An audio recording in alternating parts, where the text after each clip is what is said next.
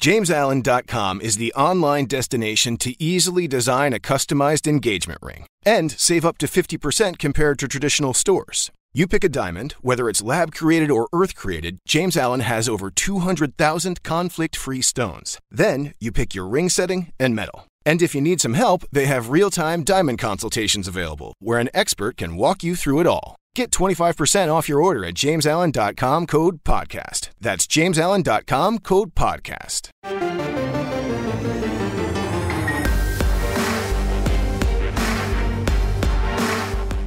You've discovered your link to GoPowerCat.com's PowerCat podcast. Now, here's your host, GoPowerCat.com publisher, Tim Fitzgerald. Welcome to the Go PowerCat Questions Podcast, brought to you by Fridge Wholesale Liquor.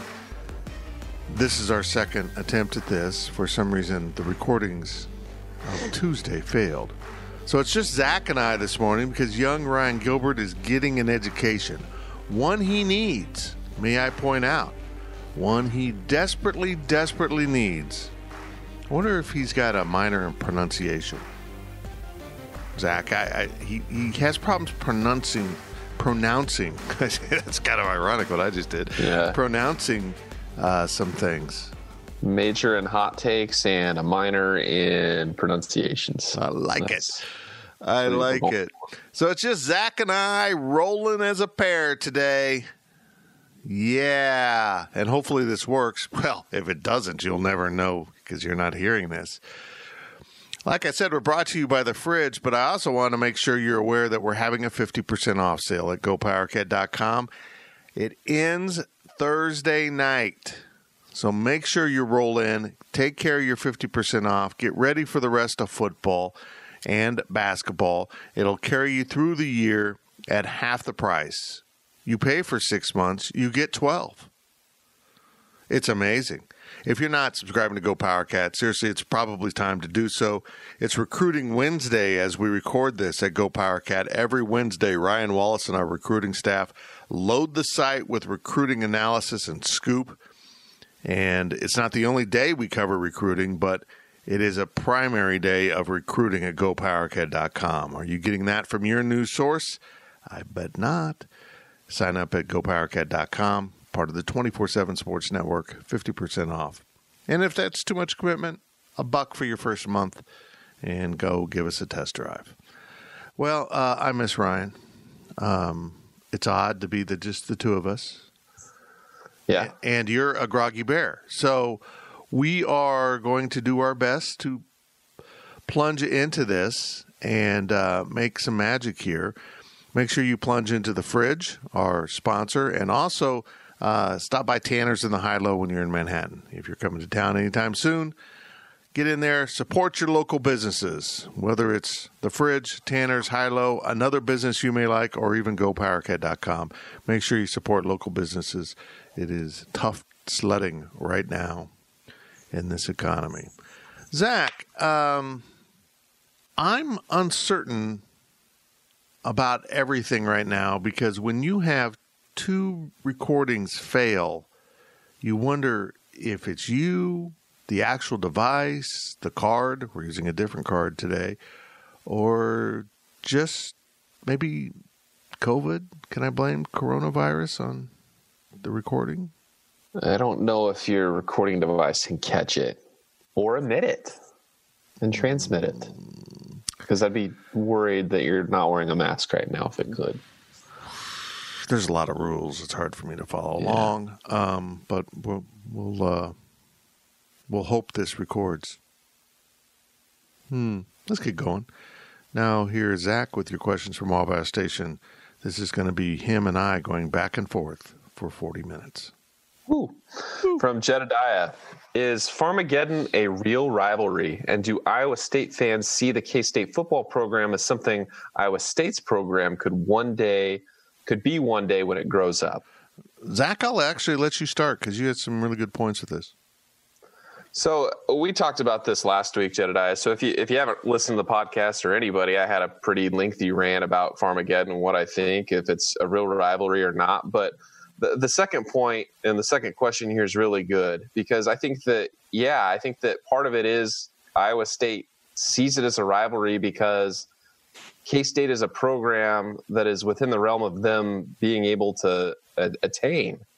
You know, I think that Iowa State probably sees itself right now as maybe in a little bit better position as K-State was in the late 80s, early 90s. And, you know, they feel that they might be turning a corner here with Matt Campbell. And maybe the comparison is that, you know, maybe they can get to Snyder 1.0 levels, you know, but what they have to do first is stop going to 7-5. They need to win 10, 11 games a year, make it to a New Year's Six bowl, make it to the Alamo Bowl and win. You know, they need to get better, but I think that Iowa State fans kind of see it looking up, and I don't want to call K-State a big brother to Iowa State by any means, but I think that that's kind of a little bit of the rivalry because, and I saw this on Reddit the other day, there was an Iowa State fan mentioning, you know, they're excited for Farmageddon because, you know, they feel like K-State's their rival because Iowa isn't in the Big 12. This game means more than just, you know, a trophy game for them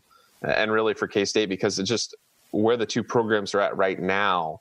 You know, this game means a lot in the grand scheme of the conference and in the grand scheme of, you know, the conference championship potentially. So I think that that's more of where the rivalry comes from. And I think it's more of an Iowa State fan from an Iowa State fan perspective. I think that it means more for them because they're on the up versus K-State, who's kind of in a defensive position of, hey, we've climbed the mountain a little bit, you know, we've slid down maybe slightly, but K-State football is still perceived as being better than Iowa State in maybe a 2-decade span. You know, I think that right now Iowa State might, you know, nationally might be the more respected and more, you know, highly looked at program, but the reality is K-State's won this game 11 out of the last 12 years, and they really should have won the one they lost. So, you know, I think that probably frustrates Iowa State fans more than K-State fans, and I think that that's kind of how the rivalry is. I agree with all that, and to expand on my thoughts from last week, to add something new here, I almost wonder if this rivalry hasn't grown in the eyes of Iowa State fans in particular, but also some K-State fans, because of the absence of Nebraska. It created a vacuum. Iowa State always looked at Nebraska as a big brother and wanted to beat them, and I almost feel like with the amount of games Kansas State's won in this series lately, if it doesn't have kind of that feel, I'm not saying Kansas State is Nebraska of old, certainly not in its current situation, as Chris Kleiman would say. But I am saying that it's kind of replaced the Nebraska tension for Iowa State and Kansas State fans. They just kind of go back and forth a little bit with Nebraska, knowing that it wasn't really a rivalry because K-State lost more often than defeated them, and then K-State started beating them, and it really got a little more tense. So I think Nebraska leaving the conference really left Iowa State searching for someone to focus on because, as mentioned, they don't have Iowa in the Big 12. And now they don't even have Missouri, and certainly when you come to football, you're not going to talk about Kansas as a rival. And that really does kind of leave Kansas State. And to another degree, they kind of have the same tension maybe with Oklahoma State. So maybe it's an ag school thing too. I don't know. But I love the name Farmageddon, and I wish K-State had won the last two games, so College Game Day was in Ames this weekend to cover Farmageddon. But they're not. We'll get into that in a little bit. Yeah. From Mountain Dew Cat 74, which seniors should we hope return next season, and which seniors do we not want back? So I've turned into the obnoxious guy in the Zoom press conferences that ask all the seniors this question, and all of them say, well, I'll think about that at the end of the season. For everything with all the availability and those things that doesn't feel like Bill Snyder, asking that question, Zach, sounds like Bill Snyder training of the players. They all say that. Everyone in the program says, we'll worry about that after the season. And honestly, that's probably a really good approach. No distractions. I have 3 guys, and I've said it before, that I wish would come back, and they all fit in the same box. They're all 3 guys that aren't really getting chances to play until their senior year. 2 of them because they just haven't worked up the depth chart or haven't been quite good enough, and the third because he's been injured, and the third is Jerron McPherson. I hope he can come back next year, get a second senior season, because he really hasn't been able to play as much as one would hope during his K-State career, and now he's really having a good senior season. The other 2 would be Noah Johnson at center, a guy who walked on after sitting out a year and has earned a spot on the team and earned a starting role and is a captain as a senior. I kind of hope Noah comes back for another season, and mostly because I want him back on that offensive line. I mean, I think they could really use a veteran center again next year. And then Drew Wiley at defensive tackle, a guy who finally got to the point where he can play on a regular basis and now is starring on the defense as a senior. And I'd like to see him back too. Now, would I like to have Bradley Morzak? Oh, heck yeah. Would I like to have Skylar Thompson? Probably, yeah. But I think Bradley will be off to the NFL, and I think Skylar has NFL aspirations, or maybe coaching, or whatever it is. His body is taking a beating, and maybe it'll be time for him to either use what he's got left trying to get into the NFL, which I don't think he's capable of that, but or maybe just call it good, because these injuries that he's having in college football are going to be with him for his entire life. They will follow him around for a long time. I don't think there's any senior that we don't want back, or we want to hope that doesn't come back. But I think that Skylar's probably the one where you say, if he doesn't come back as a player anyway, I don't think anybody's upset. And, I think that, potentially a grad assistant role might be where you'd want him, have him, kind of be next to Will another year or 2, and plus with Jake Rubley coming in, I think he could be a great mentor. If he decides to go that path. But I mean, even if he does come back, he's not going to get the job day one. I think that, it's Will Howard's job to lose if Skylar does come back. But, on your point, I don't think Bradley Moore's going to come back. He does have a kid, and, at some point when you're a senior, it's time to make money. And I think that he's going to be the guy that restarts the draft streak, whether it's this year or next year.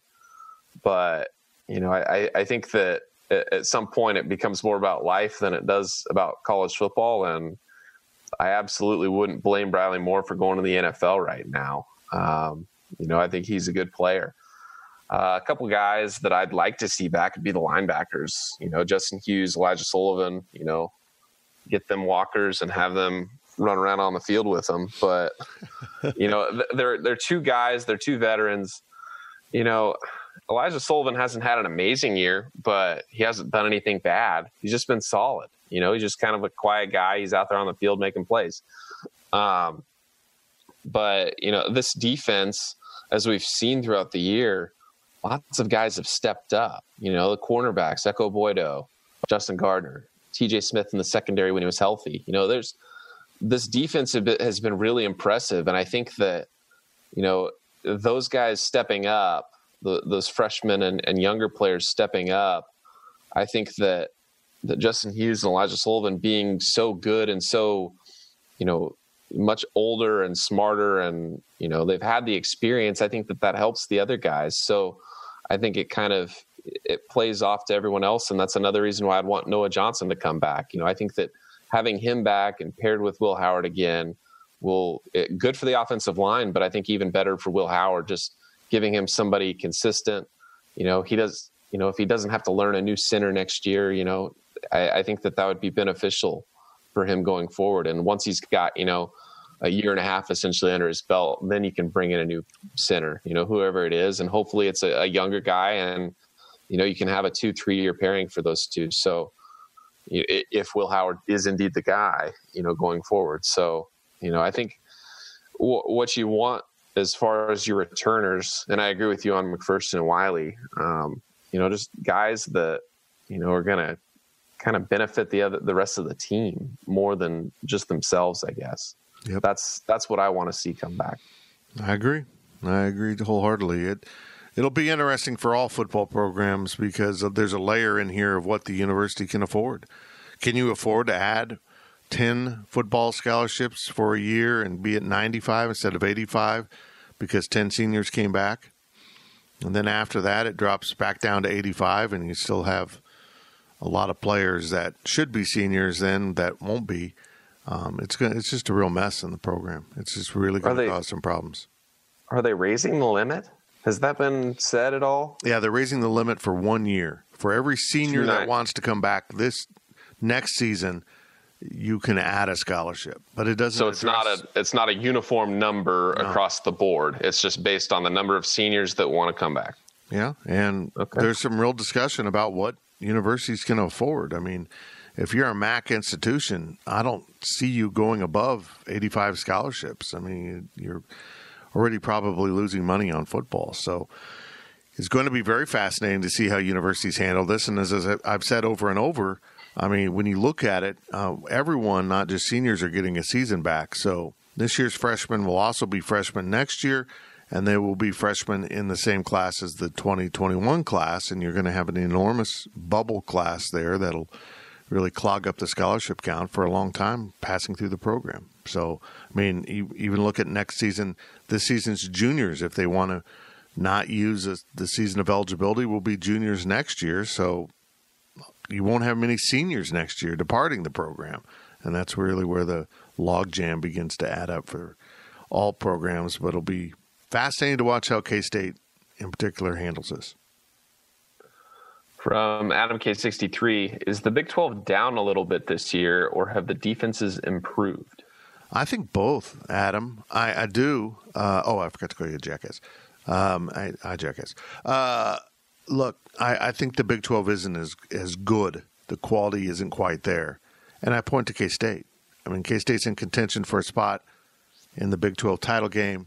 And let's be honest, this isn't a great K-State team. This is a team that is just finding a way to win and has found a way to win a couple games, TCU and Tech, when maybe the offense wasn't playing great. And they've kind of persisted. And now they still have an opportunity to do some good things here with a stretch run of these final 3 games. But I don't think anyone is particularly great in the conference this year. I think Oklahoma and Oklahoma State are the 2 best teams right now as we sit here. But Oklahoma's early losses might cost them a spot in the Big 12 championship game. And it'll be almost impossible for them to get in if Oklahoma State beats the Sooners this weekend. And I do think the defenses are better. I think people are catching on how to stop some of these spread offenses or, a little more advanced offenses, and it's gotten a little more difficult. But I also think maybe the running game has come back into the Big 12 a little bit more than it was at times with all the spreads. So I think both are true. The conference is down a bit. I don't think there's anyone really worthy of the playoffs this year, at least not right now. Maybe Oklahoma State will get the big win over Oklahoma and put themselves in that position. But, watching them with the eyeball test against Kansas State, I wasn't overwhelmed. I think they're good. I think the defense is actually pretty good for Oklahoma and Oklahoma State, excuse me. But I think the conference is down, and the defenses are really showing up this year in the conference. But you know what, Zach? This kind of reminds me of early in a training camp. Without as much practice as these teams needed, defenses will be ahead of offenses typically. It's harder to learn the complex schemes of an offense in a short period of time, and I think maybe offenses are struggling to the benefit of defenses. I think it's probably a little bit of both, like you said, Fitz, but seeing the defenses this year, yeah, they look improved, but and this is kind of a cop-out answer, and I've used it a lot, but this season is not like any other season. It's crazy. We're playing in a pandemic. We're lucky to have it, have football games. So, yeah, I think the defenses look better, but I think it's just because the offenses don't look great at all. And that's the truth. Oh, showing me a dog? We have a visitor on the podcast. It's a matter of time, folks, before she barks. Yeah. So, I think the offenses are probably a bit down this year. Defenses are up, but if this lasts for two or 3 years, and in the future, we see that the trend continues, that's great, and we can look back and say, yeah, the defensives have gotten better. But until we have a regular year or a regular 2 years, I don't feel comfortable saying that the Big 12 is down and the defenses have improved. And on your point on the playoff fits, with a shortened season, there was no margin for error this year. No. You need to win your games. I don't know how you can argue taking Oklahoma State even over BYU or Cincinnati if they're undefeated. Is that... there's arguments here, especially a Big 12 team, at least in the eyes of the committee. They hate the Big 12. It'll be interesting to see. I think next week is the first week they're going to release rankings, and man, if Oregon and Ohio State are in the top 4, but also top 10, it's just kind of a shame. I think it's a shame that I think that teams that sat out are going to be rewarded a little bit, and teams that manned up and played and played as many games as they could, especially as an independent like BYU. And if they go into undefeated and they get left out, it's going to be a shame. So, I think that a lot of people are going to see this college football playoff as a farce as it is, whoever makes it.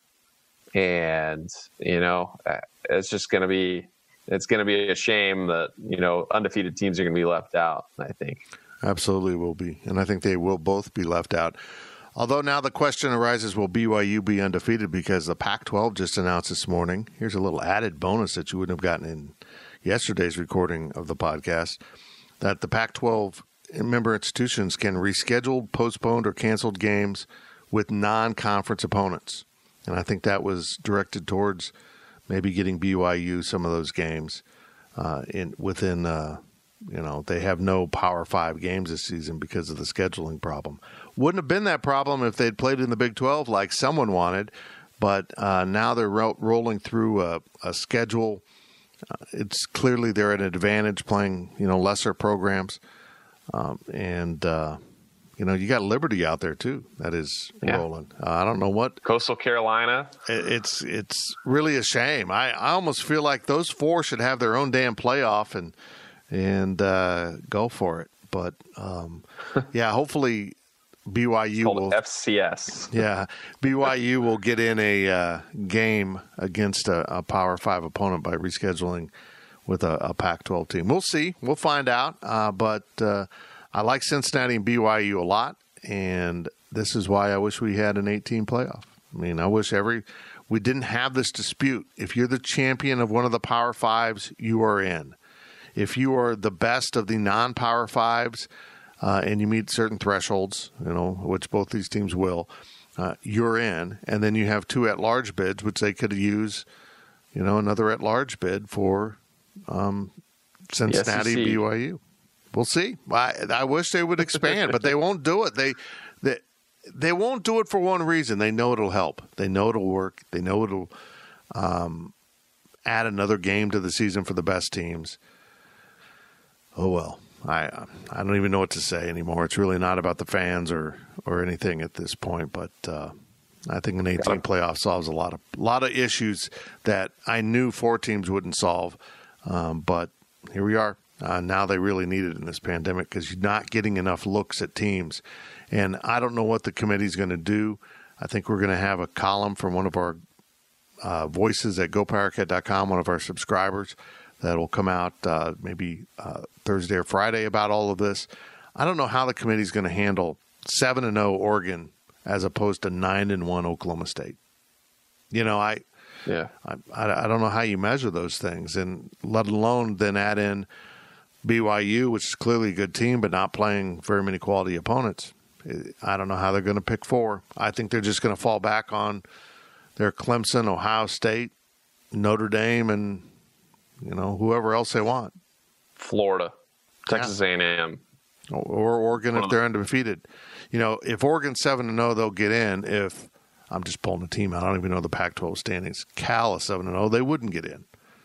That's the problem with what is going on with the playoff now. it's about name brand way too much. And maybe that wouldn't change, but you don't win a conference title on name brand. You go out and have to do it on the field, and that would get you in automatically, and thus preclude the committee from excluding a TCU or a Baylor like they did one year. From Adam K63 once again, how surprised are you that ESPN is headed to Norman for College Game Day? I'm not. I mean, it's a big game. It's a nice rivalry. Oklahoma's playing well again. Oklahoma State's perceived as the best team in the conference. It's a rare time when Oklahoma State enters this game more highly ranked. It's very interesting, but I'm glad. Maybe they'll talk about the Big 12 a little bit, because the Big 12 is, as I said on a daily delivery, kind of set the trend here. Odd, weird position for this conference to be in, but by hopping in and competing early, even Chris Kleiman admits he's stunned that they've gotten 7 games in without a reschedule. It might be coming this weekend, but it's going to be very interesting. Maybe K-State will get through a 10-game schedule without a reschedule, which would be, in my book, a minor miracle. Celebrate that the Big 12's been playing football with only one conference game misplaced, and they created a slot for it the second weekend of December before the Big 12 championship on the 19th. The conference has done everything right here, Zach. It's a rare time to say that. It took a pandemic to bring out the best in the Big 12, I guess. Yeah, I'm completely unsurprised that ESPN's going to College Game Day.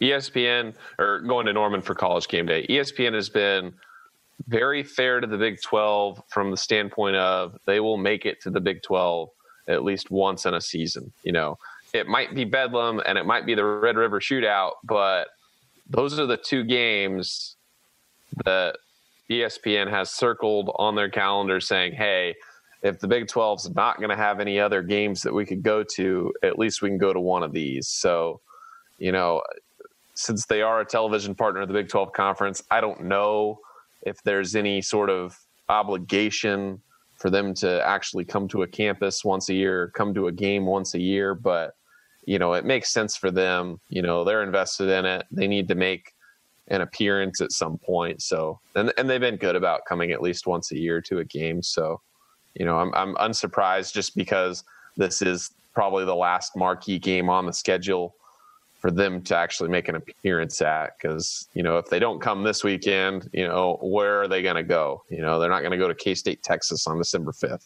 So, that's just kind of the reality of it. So, man, that'd be exciting. If College Game Day comes to Manhattan for the Texas game on December 5th, some crazy stuff happened in these next couple of weeks. I'll tell you that. And we'll be excited. Last question of the first half is from Claws Out, Balls Out. Let's pretend that it's 2024. Who has more wins between Neal Brown and Chris Kleiman? Zach, I loved your answer. You've done this. We've done this question before, and Zach had a great answer. Now, who's going to be at their schools in 2024? Because that's probably how I answer this question. If it's going to be wins at K-State and wins at West Virginia, I'm going Chris Kleiman at K-State. Hey, Fitz, are you frozen? Okay. No. You were just sitting. Okay. I thought you cut out there. I was worried. That'd be so on brand for this edition of the podcast. I was worried that I was talking to nobody there. If I think Neal Brown is a candidate to go elsewhere, whether it's SEC. I mean, he's got Southern roots. Maybe he'll get a look at South Carolina. Maybe he won't. We looked at the hot board on the podcast yesterday that we had to scrap because it didn't. I don't know what it did. Didn't save. But I think Chris Kleiman is at K-State for the long term. I think that, you mentioned it yesterday, Fitz, when we did that podcast, that, when it came down to Neal Brown and Chris Kleiman, the feeling was that Gene thought that Chris would probably stay around longer than Neal, and that's not a dig at Neal. It's just, he's not from the Midwest, and he seems like a guy that, he would use K-State or West Virginia as a stepping stone. So I think that Chris Klieman will probably have more wins at K-State by the time it's 2024. And I think that Neal Brown probably won't be the coach at West Virginia in 2024, but I don't think that means he's going to be bad at West Virginia. I think he's going to be good at West Virginia. Right. And I still think that Chris Klieman could very well have more wins at K-State than Neal Brown at West Virginia. And I still think that Neal Brown would be hired or be considered a more sought-out candidate for an open, coaching job. I think that Neal Brown would be the guy that leaves over Chris Klieman. I agree with all that. And, I think even I'll say this. I think Neal Brown's more likely to stay at West Virginia long-term than Kansas State. Just kind of a cultural thing, being a Southern guy. West Virginia has more of a Southern feel to it, even though if you look at a map, it's actually further north than Manhattan, Kansas. But I think he's just more comfortable in a Southern environment. And I can see him staying there, but I also think he's going to be high on the shopping list of any SEC program that needs to go find a coach at some point. If he continues to have success, maybe South Carolina, it's too early. He hasn't proven enough at West Virginia, but I think it'll happen. It'll happen eventually, and people will come after Chris Klieman. I just think he's, with his relationship with Gene Taylor, being a Midwest guy, I think he's more likely to stay at Kansas State through 2024, even if he's having success. Only time will tell. Only time will tell. That's it for the first half. Snuck up on me there.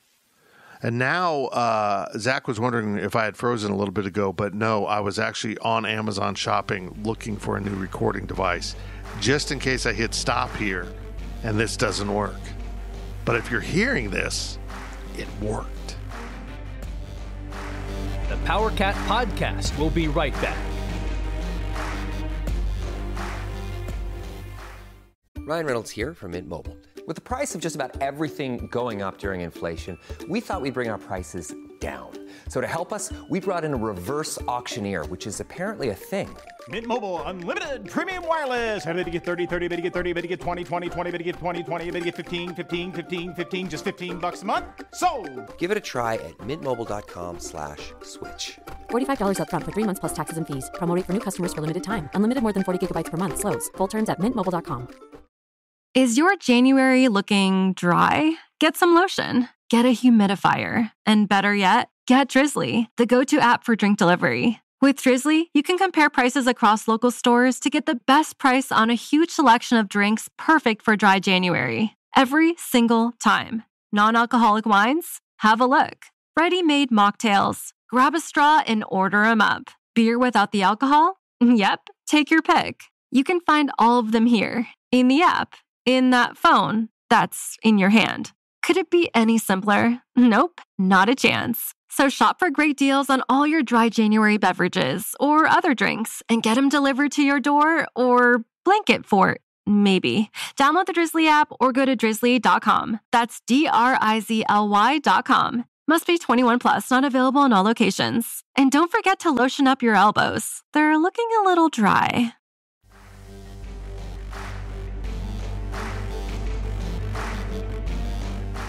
We now send it back to the PowerCat Podcast. Welcome back to the PowerCat Questions Podcast, brought to you by the Fridge Wholesale Liquor. Man, it worked. As far as I can tell, we have a first segment in the can. If you're not following along here, we recorded on Tuesday, and both recordings failed to a degree, and we have no idea why. So Zach and I have reconvened while Ryan Gilbert gets his beauty sleep. And he needs a lot of beauty sleep. Man, you're lucky I woke up in time. Yeah, Zach's a little groggy. I'm functioning on caffeine right now because Wednesday is my pregame day, so I've got 4 segments of the pregame podcast to record. It's going to get very exciting today. Lots going on. But we're getting the Questions podcast redone because we love you at Go PowerCat. And we'd love you more at Go PowerCat if you were a subscriber. We still love you. It's kind of like the favorite child. Then you become the favorite child once you subscribe. There's a big yawn by Zach right in the middle of the read. Yep. 50% off right now at Go PowerCat. It ends Thursday night. Make sure in the next day and a half, You get over to Go Power Cat. If you're not a subscriber, if you enjoy the podcast, please support us. Please become a member. I think you will enjoy our VIP content quite a bit. It is Recruiting Wednesday at Go Power Cat, where we load up the site with recruiting content. And yes, some of it is free, but the really good stuff sits behind the paywall for our paying customers. And it's half price right now.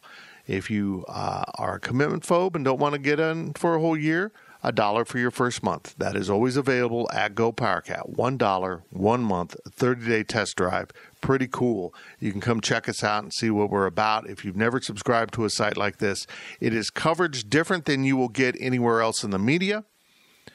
And so if you're just getting free stuff, you're not getting the same type of coverage you do from VIP analysis, commentary, and recruiting. It's what we save and put behind the paywall. So hop on over. 50% off right now at GPC.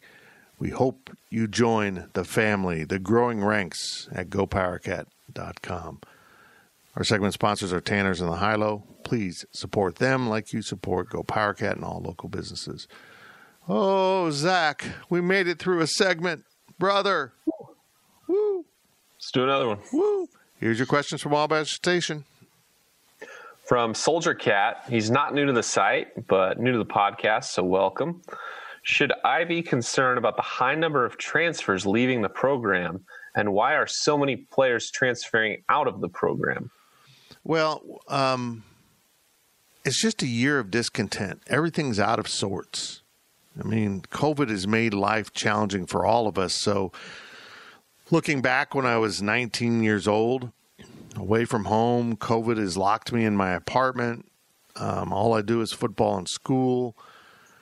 Probably any underlying feelings of discontent are just heightened right now. This is not unique to Kansas State. And I think every fan base kind of feels like their program's falling apart because kids are transferring. It's going on everywhere. It's going on everywhere. Kids have sat out and really used it as an excuse to just not play and not come back to school. So I'm not worried about it. I think there's a process here that is, to be honest, weeding out the players that aren't fully committed to what they got going on in that locker room. And we will have some scoop a little bit later in the week about another departure. And we're still working to put the final bows on verification of that one, but we're pretty confident it is right. So we'll have something more later in the week at Go Power Cat. This is a weird year, a weird year, and I think a lot of us are going through issues right now, and I can't imagine being a teenager or a young adult going through these in a different town. Maybe you're not getting the playing time or something else is going on in the locker room. And I think there's been some other distractions, too, in college football that have derailed some guys. So it's not a K-State thing. It's a college football, it's a college athletics thing, and the portal has made it very visible. Like you mentioned, Fitz, it's happening everywhere. But, yeah, a reason that, it seems like a lot of guys are leaving is because the transfer portal exists. And it hasn't existed since, I think it was October of 2018 is when it first made its debut. So it's barely been here for 2 years. So, now that the portal is there, which it's good that there's a portal because, it makes it transparent for coaches. I mean, you're essentially re-entering the recruiting market for coaches to see so they know what's available because you can't just recruit players that are already playing for, a school, that gets into tampering. And I mean, you can't tell kids, hey, come transfer and play for us. So, the portal makes it, easier for players to find schools, easier for coaches to find players. The portal is a good thing. But another thing that the portal brings is, this level of transparency for the media too. We find out essentially every player, it comes out, and every player for K-State, there's a story on it, whether, he's, Ronald Triplett or, whoever else transfers, Jonathan Alexander, it doesn't matter who the guy is, we're going to have a story on, a dude entering the transfer portal and, people read them. And, I think people probably think that some of these departures are big and, it happens everywhere, like you mentioned, Fitz. And I think that just because the transfer portal exists, you know more about the transfers, because back in the old days, you'd have to, old days being early 2018 and prior, you'd have to look at the roster and say, hey, he's missing. What's up with that? Why is he not on the roster? So, you have to. And Coach Snyder would leave them on the roster. Right. You just have to notice that they're not around on game day. Right. You'd have to actually do detective work. Now it's like, oh, he's in the portal. Oh, write a story. People eat it up. The program's in danger because, we know that he's not there instead of just not seeing him on the sideline, or he is missing from the roster. So, it makes it easier. And I think the perception that, there's, the program's on fire, everybody's leaving the building. And that's not really the case. No. You lose a lot of players every year, whether they're scholarship, walk on, doesn't matter. There was turnover before, there's going to be turnover tomorrow, and, another thing, going back to our previous discussion about seniors coming back, if enough guys transfer, and they aren't really replaced by transfers, at least at K-State, any school can do whatever. You can kind of alleviate the problem of having these seniors coming back. You don't take, and, it'll trickle down to these incoming classes having less spots coming in probably. But, I think that, with the way the transfers are, I think that this will kind of alleviate the problem of having the seniors come back. So, it's hard to reenact brilliance. It really is. But I'm going to reenact it from yesterday. Zach, I want the NCAA, or maybe we can develop the portal app. It'll be just like Tinder. This idea. It'll be just like Tinder, but for recruiting transfers. And, you can get into your portal app, and there's your little photo and all your measurements, maybe with some highlights. Maybe we can work in some highlights. Kind of, maybe we team up with Huddle, and we get some highlights going. And then, like Matt Campbell, likes your profile and could swipe right. And, boy, that's dreamy. They get a Matt Campbell swipe right. That maybe Iowa State wants me, that'd be fantastic because he's the greatest college football coach since Bear Bryant. Do you think that if I'm a high school athlete, am I swiping right on every school that pops up? Am I kind of like a guy in this relationship, and then the schools are the girls and they get their pick of the litter? No, it's the other way. It's the other way. You think it's the other way? Yeah. You're in there, and then Chris Kleiman or Tom Herman has to swipe right on your profile. And it seems like Tom Herman would be a guy that would just swipe left on everyone. Not good enough for Texas. Not good enough for Texas. Not good enough for Texas. Just go through the entire portal database. Fitz, I think you're describing the girls' side of Tinder. I think that my analysis here in comparison. Oh no! Hold on! No! The girls can be on Tinder. You can swipe right? No, the girls, like every guy swipes right on every girl. Girls. Well, that's just pathetic. What's wrong with you guys? Girls get to choose. Okay, maybe I've got this backwards. You have it backwards. I'm glad I just proven that I've never used Tinder before. But it's still not better than my other idea, the Tinder for over 55 crowd, Brittle. So we can just, everyone go in there and. It sounds like a peanut butter trading group. Yeah, it's good. Peanut butter brittle. Yeah. It's about, and you probably have to mark on there every time you've broken a hip on Brittle, because that's kind of the point. We're at our age, we're brittle. Let's move on. Zach. Watch out for slippery sidewalks. From Oiler Cat 2. Are all these kids entering the portal even thinking this through? Are they getting bad advice and making a rash decision? Or is it just a year to take advantage of extra eligibility rule changes because of COVID? All of that. They're not thinking it through. They're thinking I get a free year and I can go redo my recruiting and go to a new school. But what they're missing is everyone's going to be tight on scholarships. I mean, the seniors are going to be coming back. Maybe you add scholarships for them, but then you're going to have this mega class of 20 and 21 recruits, all freshmen next season, basically. going to be a mess. There's not going to be as many openings. So I think all these guys, with the exception maybe of a Joshua Youngblood, someone that's really proven themselves on this level, I think we're going to see them all moving down. Everyone's going to move down. And maybe, maybe that's best for them as players and personally, not be at the Big 12 level, not be at the demands, and maybe end up in Conference USA or, MAC or even FCS. You transfer down and end up at a place like Northern Iowa. I think Briley Moore's proven that you can play some pretty good football at that level. There's good players at that level. And maybe, being the big star on campus at that level's better for you, less pressure, more playing time. Guys got to go where they're going to be happy. And if they're not happy here, go. But I hope they can find places to play. I'm afraid the net resort of the portal is going to be too many guys transfer. There's not going to be enough landing spots.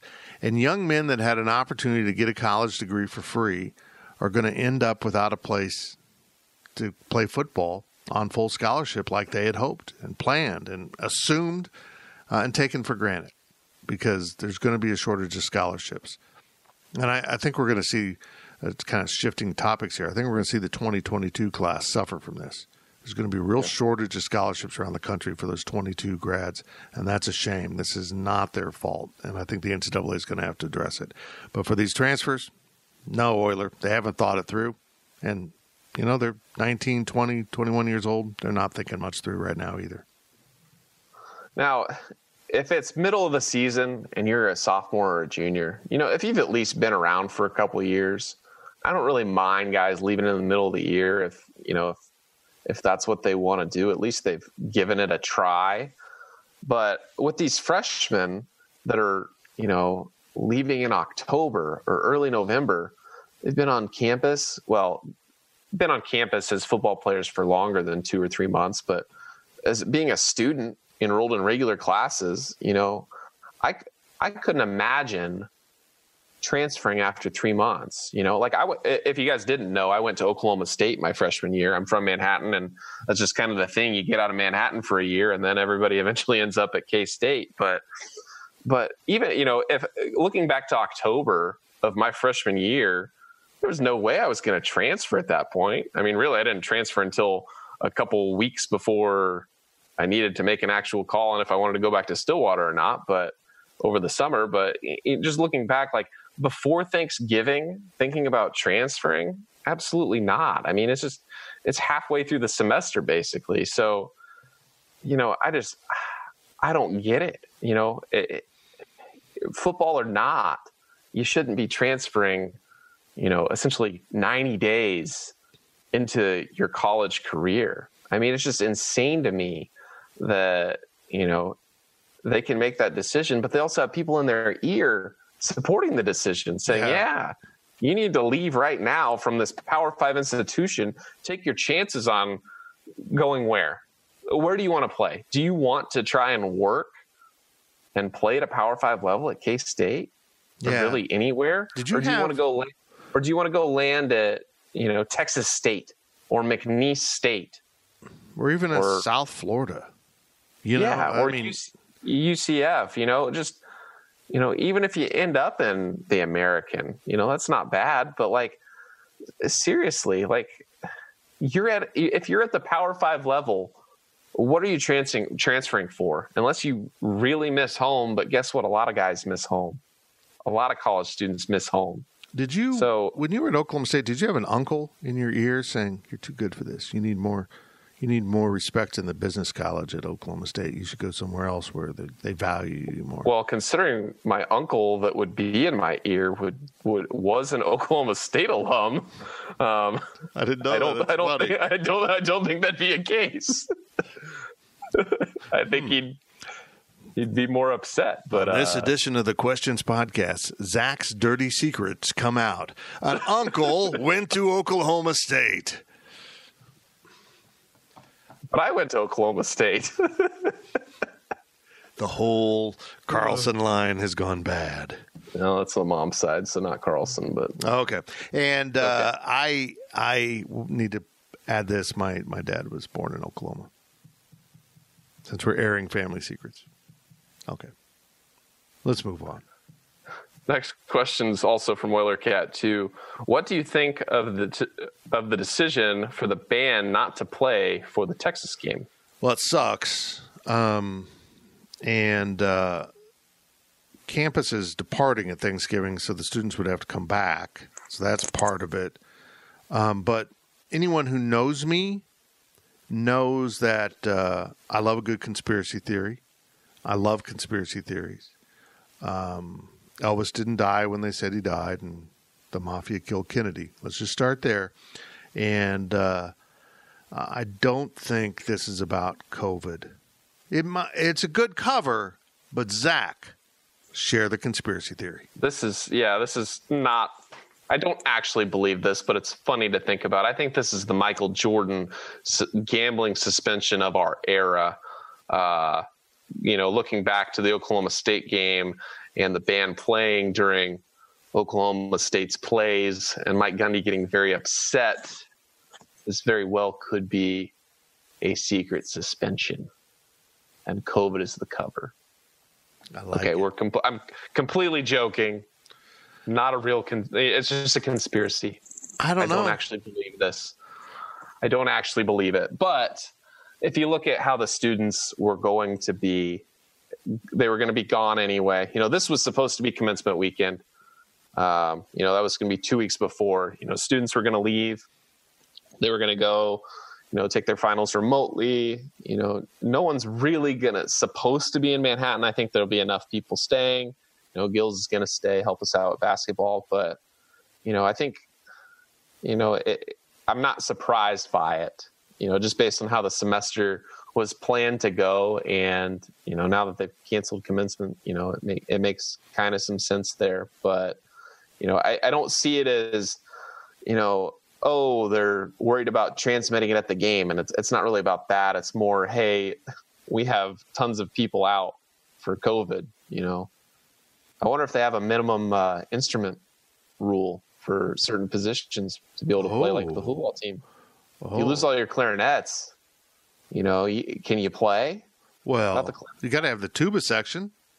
You got to have enough tubas. Tubas and drums. If both of those groups are out, I think you gotta cancel. So it's going to be so weird. Everything's been weird about this year, but at least the band was there. And I've noticed that the announcers have called out the band, how cool it is. They take up that end zone. It looks cool. The Classic Cats are then up in the band area, which looks cool. They deserve credit for... They've been awesome. From after the first game, seeing how closely they were sat the first game, you're kind of like, yeah, probably not 6 feet, but I think they only had half the band. But them spreading out in that north end zone was perfect. They did it perfectly, and they've done a great job. And I feel terrible for the seniors not getting to have that last game. But, under the circumstances, I completely understand it. It's going to be frustrating for the fans and the experience of them not being there. But at the same time, there's still a lot of music piped through the speakers during the course of play. And I don't think anything's really going to change, I guess. You still got your third down music, your second down music, whatever. It's probably going to be more of that. I think that you might have more of kind of an NBA audio feel, if you're a fan that's going to be in the stadium, and hopefully they allow fans, I guess, with them canceling basketball attendance yesterday for November. Bramlage is going to be, an empty arena. You kind of gotta wonder, hey, are they going to do the same thing if cases keep going up? I mean, remember how they canceled everything early in March, and that was to get in front of a lot of stuff. But we're 3-4 times the daily rate of infection from that point. So I totally get, there's a certain tolerance of positive case rate, and what is tolerable for the spread and the community.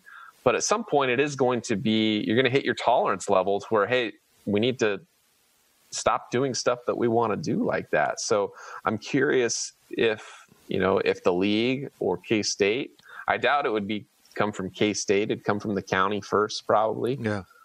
But I think K-State will argue it's outdoors and it'll be fine. How about this, Zach? Yeah. How about this? We encourage the band to do their pregame and halftime shows via Zoom.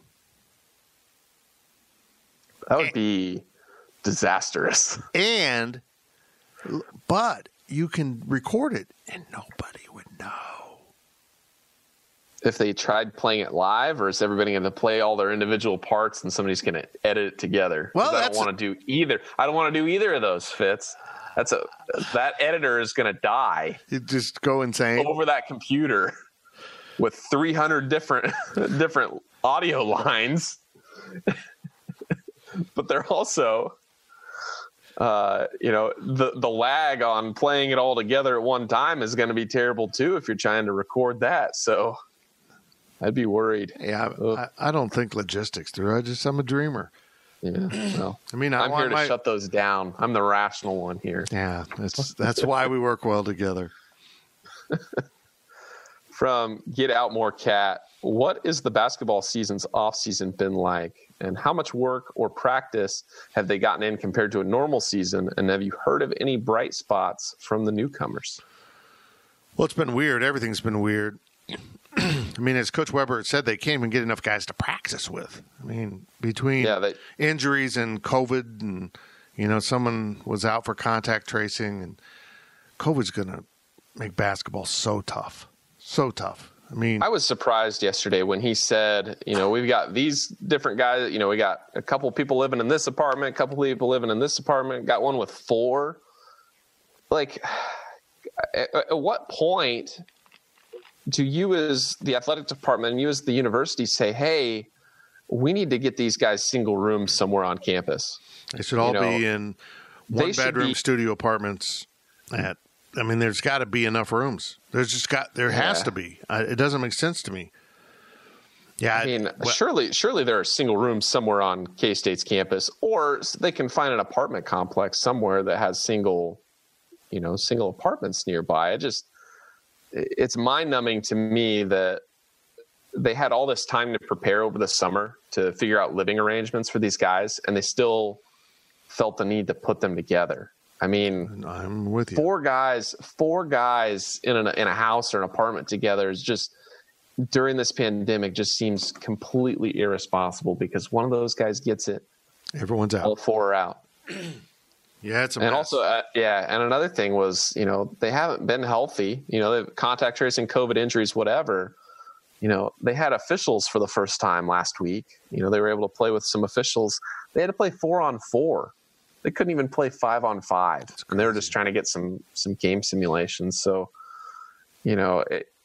from that standpoint, it seems kind of frustrating, and I'd be kind of worried. But at the same time, Bruce and the players, they've been high on these newcomers. Davian Bradford, they're pretty high on, a lot of these guys. Yeah.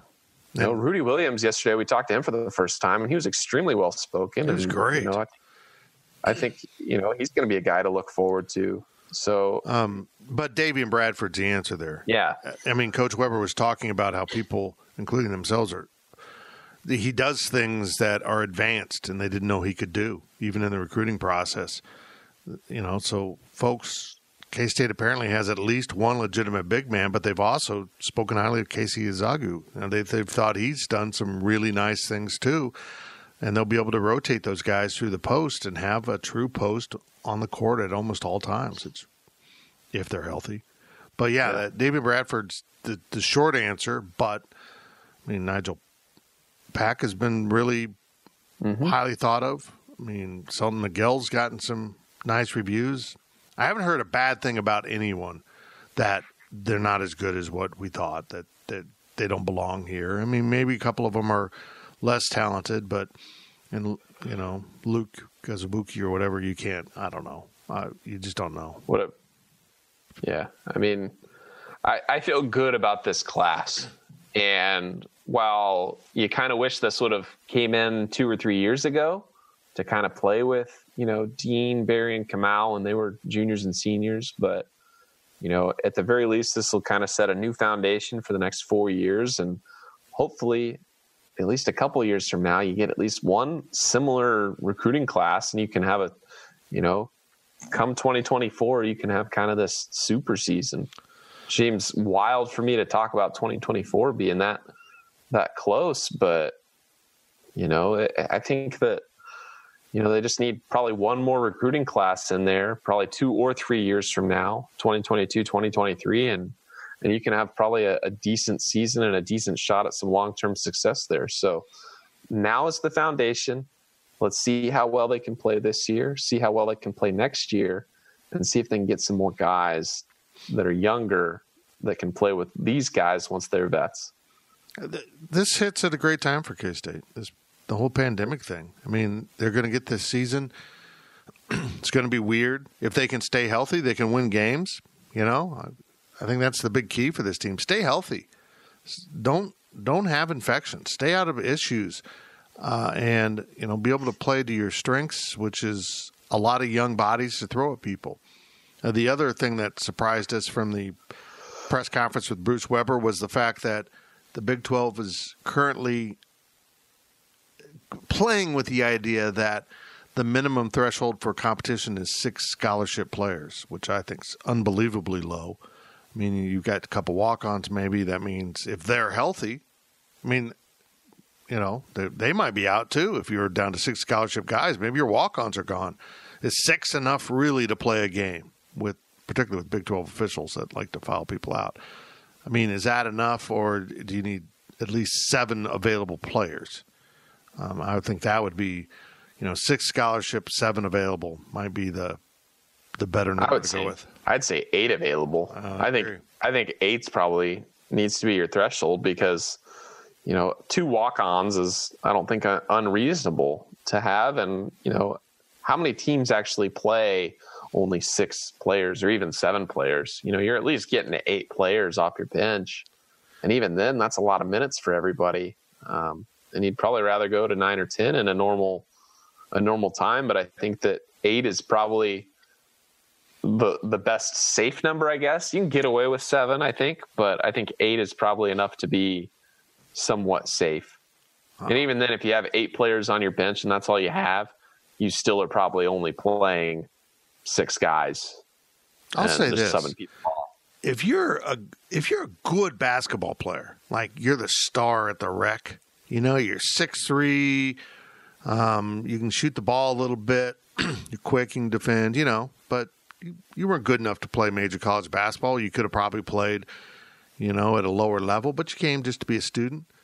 It might be a good time to hit up Bruce Weber and say, hey, do you need another walk-on to at least come practice? You go hoop with some really good players, and if you're added for the roster for the second semester, I mean, you might get into a Big 12 basketball game just because they'll be out of guys. I'm dead serious about this. If I was in college right now and I was a decent basketball player, neither of which was applicable to me, I was an okay basketball player, I might do that. Like my buddy James McAtee, the doctor, his son Pearson, we were fraternity brothers. He was a freak in like rec sports, basketball, volleyball, all those things. He was just of a different level than everyone else. And, just exactly like that. Go out and go hoop, go play, go. Maybe you just get to practice and play a bunch of basketball with some really good players. Maybe they run short and they put a jersey on you, and next thing you know, you're playing in Gallagher, Iva. Be pretty cool. It's too bad that the basketball courts are closed at the Rec. They've been closed because it'd be hilarious just for Bruce just to dart over there, go watch a couple pickup games. Like, hey, you're coming with me. Can you pass a physical? I don't think. Do you have insurance? I don't think it's a bad idea to at least look around and see if you can find a couple more guys for practice, so you can at least play 5-on-5. It's crazy. Find Cade Kinnaman sitting around somewhere. Exactly. Like how is there's surely guys like that on K-State's campus that played enough high school basketball to not be a complete liability in a Big 12 game even. Right. There's certainly a couple of guys. And maybe once the football season's over, you just try finding a couple guys on the football team. If they've been going through all this protocol, they understand their season. I kind of want to take a look at the football roster and see, hey, what bodies over there can we put on a basketball court? Rashad Washington. It's too bad John Holcomb isn't on the team, because I feel like he would have been priority one for Bruce. And maybe even say, hey, Chris, can we just take him right now? You've got Will Howard, you're good. We need a basketball player, and this guy can dunk on Twitter. Well, not actually on Twitter. I mean, that'd be that's where it lives. But yeah. All right, last question of the podcast from K-Ned. Winning cures all, and Wichita State made its name by dominating the Missouri Valley Conference. Now that they've slipped up and require a rebuild, can they win enough in the American to cure this Marshall mess, or are they in over their heads now that they are down? Is Wichita State taking a hit good for K-State? Last part first. I don't know that it really benefits K-State. I don't think it matters. They're not playing. They don't overlap in recruiting that often, once in a while, and it's usually not a Kansas kid. It's just kind of funny to see them go through this. It's bad. It sucks. I like having Wichita State good. I think it makes the state value basketball even more. It's unfortunate this is taking place, but the good news for Wichita State is that rebuilding in basketball can take place in a couple seasons. You can get a couple recruiting classes, get the right guys, and off you go. I mean, that's what Lon Kruger did when he took over for Jack Hartman. He went and got Steve Henson, and he went and got Mitch Richmond and Charles Bledsoe, and boom, they started to take off. So this is all possible in a very short period of time with the basketball program, and them being in the American should make it more applicable for them to turn the corner, because it's easier to recruit into that conference. So, it's kind of funny, though. If this had happened about the time they were looking to move up, they wouldn't have been moved up. They'd still be in the valley. It's all about timing, Zach. Just remember that as you go through life. It's about timing. Yeah. I mean, I think it's been impressive that even before Marshall, they had Mark Turgeon. They were doing well under Mark Turgeon. So, yep. It's not just about one guy at Wichita State that can have success. Greg Marshall has had, plenty of success that, he built off of Mark Turgeon. So, they might be down a little bit, but I'm not concerned that Wichita State can't go out and get a guy that's going to be good and good for them. And especially in a conference like the American, which it's not a Power 5 conference for basketball per se, but you still got some solid teams there. Yeah. It's not a bad conference, and it's still a better conference than the Missouri Valley. So even if you do have a down year, quote unquote, that maybe wouldn't have got you into the tournament in the Valley, probably gets you into the tournament in the American. Still good. That's just the reality. So, you add a couple extra teams. SMU's had success lately. Maybe Tulsa a little bit. I don't really know the American that much, because Memphis, UConn's gone. Cincinnati. Cincinnati, they've got some good basketball programs. So, even losing UConn, you still have, some good teams there. So what I want to see in the short period here is, what did they do? Did they hire an interim this year? There's been talk about Danny Manning, which would be interesting. They promoted their assistant. They did do it? Yeah, I think once Marshall resigned, they said, hey, I don't even know his name. I can't think of it, but I think they said he's going to be the interim for the rest of the year. Interim. Okay. Well, that means they want Chris Jans from New Mexico State. And that's a logical hire. He's a former Marshall assistant. People love him. Does he have a few things in his history? Sure. But he's at New Mexico State. Hell, I'm sure they're going to be able to play at New Mexico State. Those New Mexico schools aren't allowed to practice. They're looking for places to go play and practice remotely out of state. It's crazy. So, I think that's where they'll end up. I don't know. They'll be fine. They've got a good enough brand in the American where they'll be able to recruit good enough players to be competitive in the American. As good as they've been, I don't know. Greg Marshall's a pretty good coach and a lousy human being. That's it for this edition of the PowerCat Questions podcast. We're hoping we got it all in here. Make sure, if you're not a subscriber, hit up that 50% off. Please do so. Take advantage of it. And support local businesses like The Fridge, Hilo, and Tanner's, or whatever Manhattan business you like when you come to town. Make sure you hit them up. I'm Fitz, and that's Zach. We'll be back next week with more of the Questions podcast. And, of course, in the morning, we'll be rolling out the Fitz and Keats PowerCat pregame show as we prepare you for Saturday's game at Iowa State. Cats and Clones at 3 p.m. PowerCat Podcast. All rights reserved. GoPowerCat.com and Spirit Street Publishing.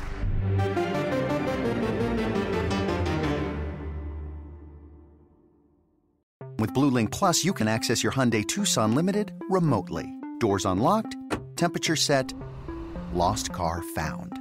There it is. Get complimentary class-leading Blue Link Plus. Call 562-314-4603 for complete details.